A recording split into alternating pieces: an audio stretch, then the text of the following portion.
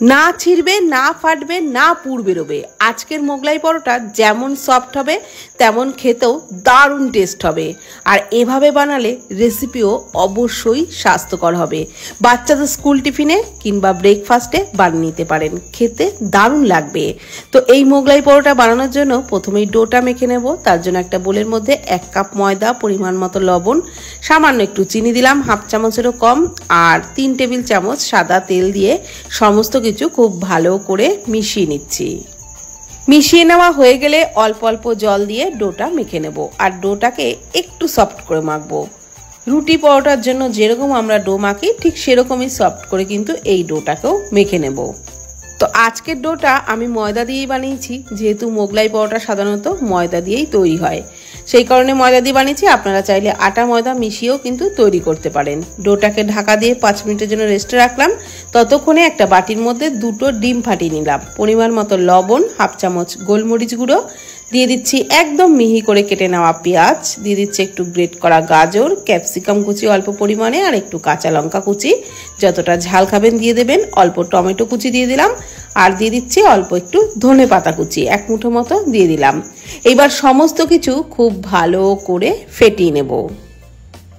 তো এইভাবে বানালে বন্ধুরা প্রচুর সবজি কিন্তু খাওয়া হবে, তাই রেসিপিও অবশ্যই স্বাস্থ্যকর হবে।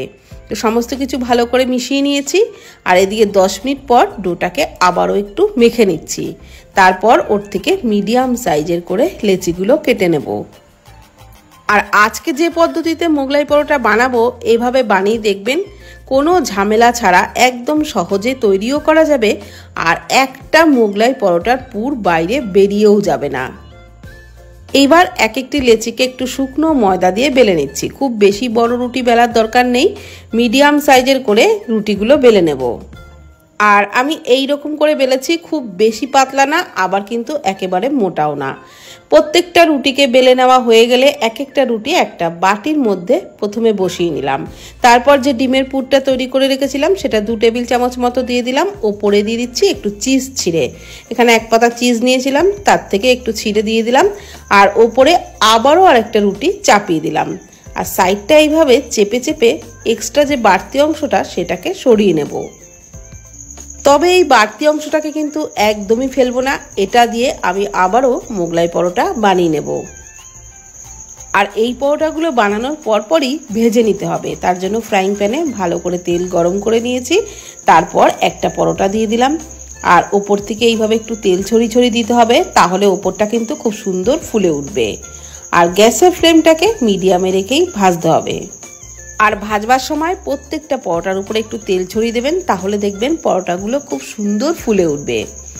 তো উল্টে পাল্টে বেশ লালচে করে কিন্তু পরোটা ভেজে নিচ্ছি। আর এই রকম লালচে করে ভেজে নেওয়া হয়ে গেলেই তেল ঝরিয়ে তুলে নিতে হবে, খুব বেশি লালচে করে ভাজার দরকার নেই। আর ভাজবার সময় কিন্তু অবশ্যই গ্যাসের ফ্লেমটাকে মিডিয়ামে রেখে ভাজবেন, তাহলে ভেতরের পুরটাও ভালো ভাজা হবে, খেতেও দারুণ লাগবে। তো আমি আবারও আরেকটা ভেজে নিচ্ছি একই রকমভাবে। উপরে কিন্তু এইভাবে একটু তেল ছড়িয়ে ছড়িয়ে দেবেন, তাহলে দেখবেন খুব সুন্দর ফুলে উঠবে। আর তারপর উল্টে পাল্টে লালচে করে ভেজে নিতে হবে, তবেই তো খেতে বেশি ভালো লাগবে। আর এই পরোটা খাওয়ার জন্য সাথে কোনো রকম কোনো তরকারির প্রয়োজন হয় না, এটা শুধুই খেতে দুর্দান্ত লাগে।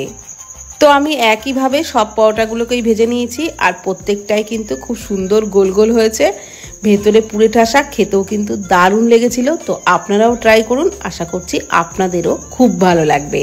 আর ভিডিওটি ভালো লাগলে প্লিজ কমেন্ট করবেন। ধন্যবাদ।